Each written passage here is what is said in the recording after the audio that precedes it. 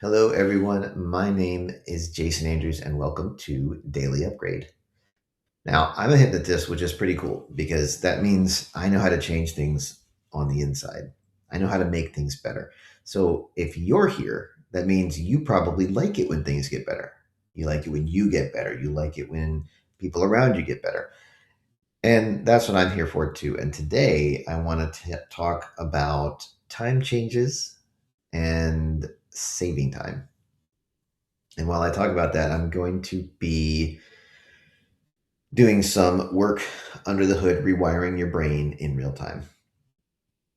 Now, uh, there's been a lot of stuff going on, so let's do a couple of things to reset so you can really focus in. The first thing we're going to do is take a deep breath in,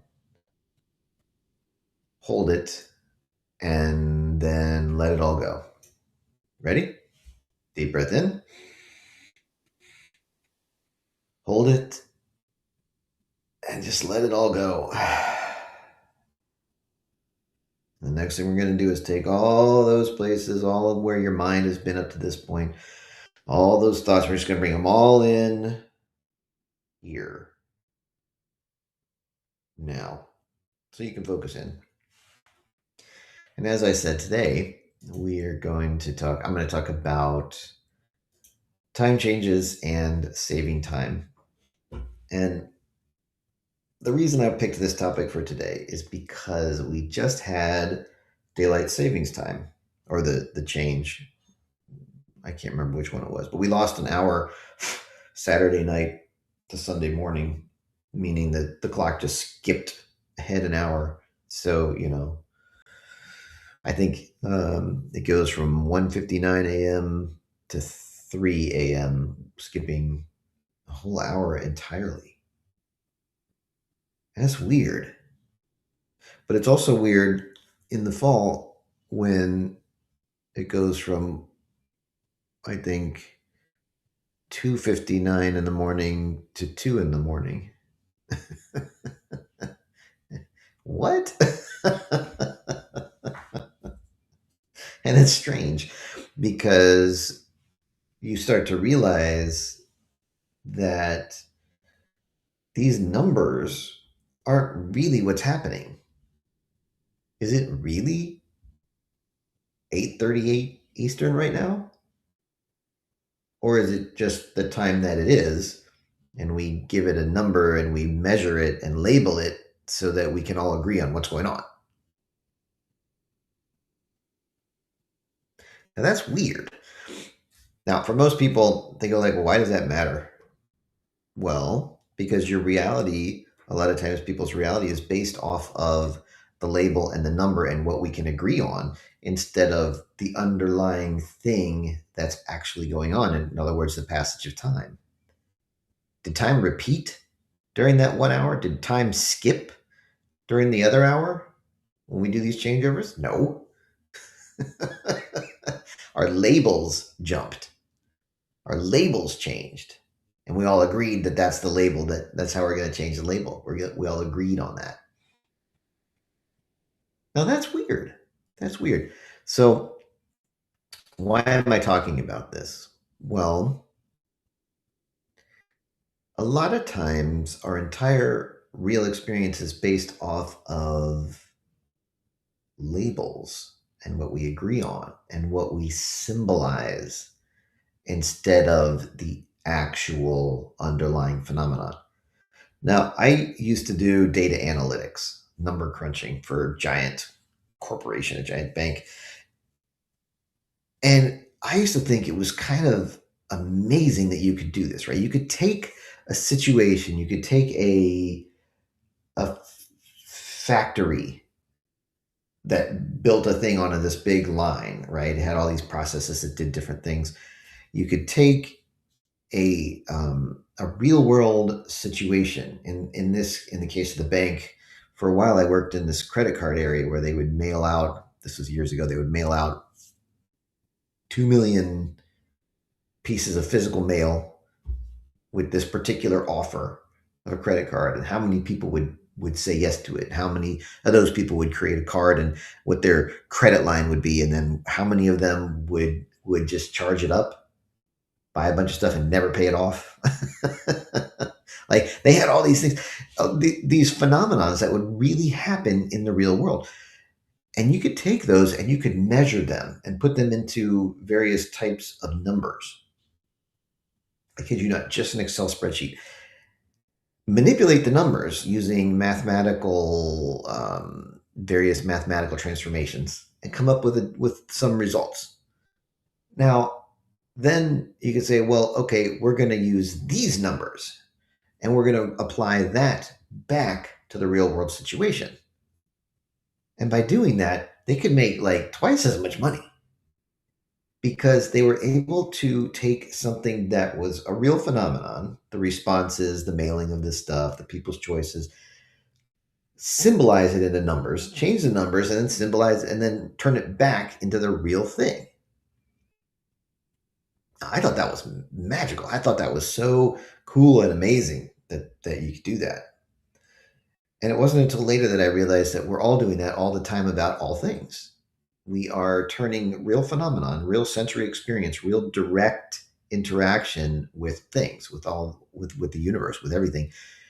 We're turning that into symbolic representations, right? Words, metaphors, images, various feelings, smells, and tastes are less symbolic. They're more literal, but we're always doing this all the time. And then when we think about things, when we analyze things, we're not analyzing the actual real-time sensory inputs that we're getting. No, we're thinking about, we're contemplating our symbolic representation of those experiences that we've kept, that we've stored. And then we say, okay, well, this is the real answer. And then we say, well, this is my model, and this is how I'm going to do things in the real world. And so we alter what we do by going up into symbolic, adjusting the symbology, and just adjusting, thinking through the symbolic representations, and back into real sensory experience. And where a lot of people get stuck, and this tends to be people more on the theoretical side, which everything's political these days, so I'm just going to say it. Liberal stuff skews towards they just stay up here in the symbolic. Well, this has to work because I've calculated it out and it works. And they don't take it back down into the real world to try out and see, well, does that really work? Because most of the time it won't work the same way. Now, when I worked for that bank, they would do this iteration process where they did this 50 times a year for 30 years. I mean, sometimes more than that. When they had tons and tons of different credit cards, they would do it so many times. And they could refine the process so intricately, and they had so much feedback, because this is the feedback, right? This is the feedback loop. Like, this is the situation. This is the symbolic representation. This is the symbolic transformation. And this is the translation back into real stuff. And then this is the feedback. They would just have this running all the time. They'd have multiple versions of this running all the time. And they got so freaking good at it. They would be like, okay, well, if we do this product, we're going to get a response rate of 3.4%. And they'd be right within like probably 0.5%. They were that accurate. They knew because they'd done it so many times. And so when you really think about it, how many people just do this?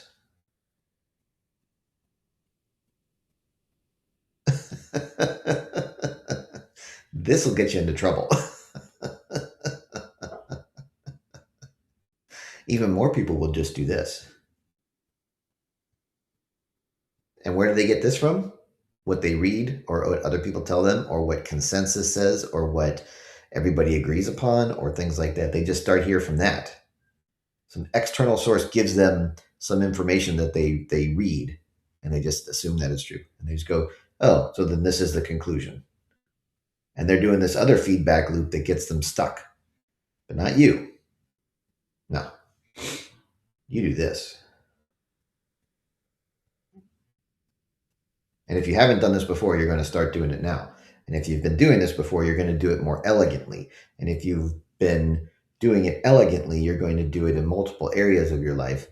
And eventually, you're going to start getting these things to go much, much, much, much, much more effectively.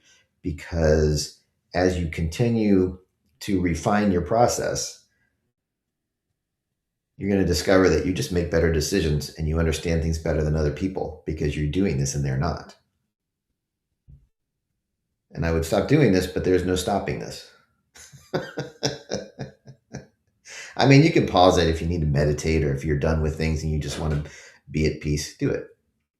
I mean, there's time to do it. But when you're running situations, when you're experiencing through life, when you're actively engaging in life, then that's what you're going to be doing because it's going to give you the better results. And so today, as you go through your day and you're thinking, man, I'm tired because of this time change. And then you think, well, we all just, sort of agreed on this time change, but the time actually didn't change, just the labels changed. And what does that mean? And you're going to remember this process and it's going to continue to help you. Now, you can turn it off whenever you want. I said there's no stopping it because I meant that it was an inevitable process, a way of going through life. But you can actually stop it whenever you want it. But you're going to find that you really want to just run that process every time you engage in any type of experience in life. It's going to get better and better. So today you're going to remember this. And as you think through it, you're going to go, well, yeah, I think I learned some things today. And well, that didn't work very well, but this did. And I'm going to adjust. And then what does that mean? If I adjust, and what if I do this? And then what does that mean? Okay, so then I'm going to try this thing now. And then I'm going to go, okay, what happened? Now I'm going to adjust, right? Take that feedback and then it'll just turn into something that you can do on a regular basis whenever you want and whenever things are most appropriate for you to do so. And over time, maybe not immediately. I mean, you'll notice some differences immediately, but after about a week, a couple things will be easier, and after a month, a lot of things will seem to have adjusted. And after about 6 months, you're going to notice that, man, some things that used to be problems or difficult just aren't there anymore. And after a year, you get very good at solving problems. And then after 3 years, you start not having many problems at all because a problem is something you don't know how to address. And you're at that point, you're going to know how to do something for almost every situation that you encounter. And eventually people come to you and because they're like, hey, what do you think about this? And then they'll get your answer and then they'll go back and they'll talk to their friends and they'll be like, oh man, that person doesn't have any problems. They're so lucky because you've solved them all. But have you really solved them? Yeah. But it's more like you don't have problems because you know how to address things. A problem is something you don't know how to address. If you know how to address it, it's just something you have to do. So you can continue down through your day and through the rest of your week and even longer using this information to make your life and the lives of those around you improve. Because isn't that kind of what you really want to do? I think most people really want to do that. So thank you for joining me today. If you found this useful or interesting, feel free to share it with others. And if this grabbed you in any way, check out my website, jasonandrews.coach, because this is the type of thing I can do at a more targeted way to really improve your results. So in almost any area of your life. So have a great day. Enjoy your time changed day today. Drive safely because studies show that there's a lot more car wrecks in the week after time change. So drive safely, and I will see you tomorrow morning at 8:30.